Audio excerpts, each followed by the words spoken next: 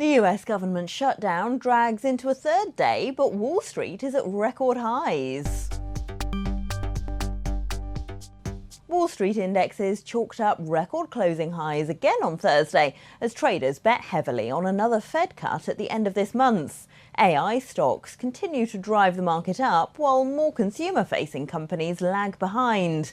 The shutdown means that what should be today's key market mover, the US jobs report, will not come out today. But private payrolls data this week made the jobs market look badly in need of more Fed stimulus. Toby Gibb is head of investments at Artemis. Toby, the markets look thus far unbothered by the US shutdown, but are there risks as it drags on? There certainly are. I mean, I think as we moved into the shutdown, the markets were pricing in effectively an 80% chance of it happening. So no real major reaction when the US did move into shutdown.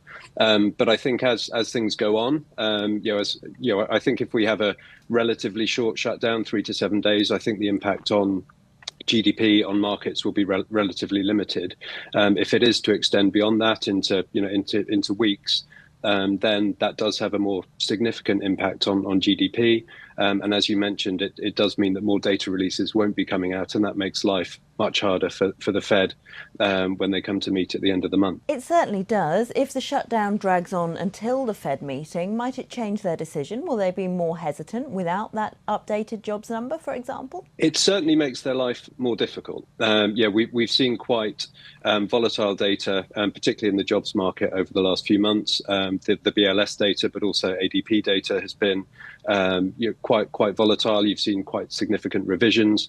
So that in itself has made the life of the Fed quite difficult.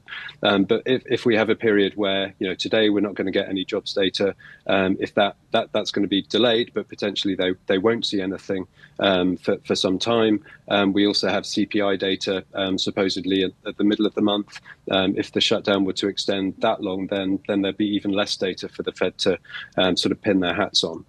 So they will increasingly be relying on private data to try and make their judgment. That private data made the US labour market look quite dire this week. Are Fed policymakers likely to start thinking they're behind the curve? I think the base case is that we see a 25 basis point cut at the end of the month.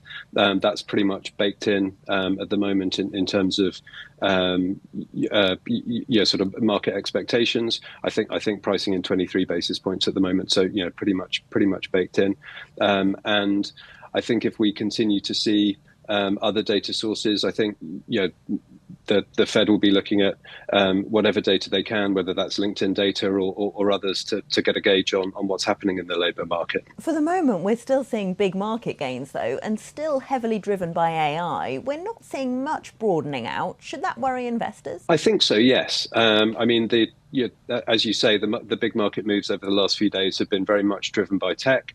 There's been a lot going on from a consolidation perspective in the AI space, and that really has been driving animal spirits. But I think it's worth noting that while the US has been hitting new highs over the last couple of days, it's actually been underperforming relative to European and Asian markets, which suggests that investors are a little bit more cautious on the US relative to elsewhere, given what's happening from a political perspective. That was Toby Gibb of Artemis. Don't forget, you can watch more videos on Reuters.com.